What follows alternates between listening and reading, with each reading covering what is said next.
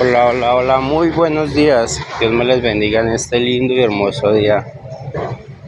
Así amanecimos en Melgar con lluvia, con bastante lluvia, gracias a Dios. Aquí vamos a trabajar, señores. Ya hoy es 30 de abril, miércoles 30 de abril ya. Se nos fue abril.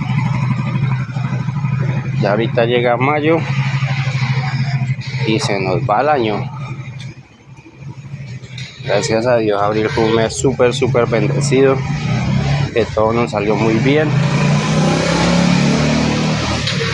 Espero que este mes que entra sea súper bendecido para cada uno de ustedes.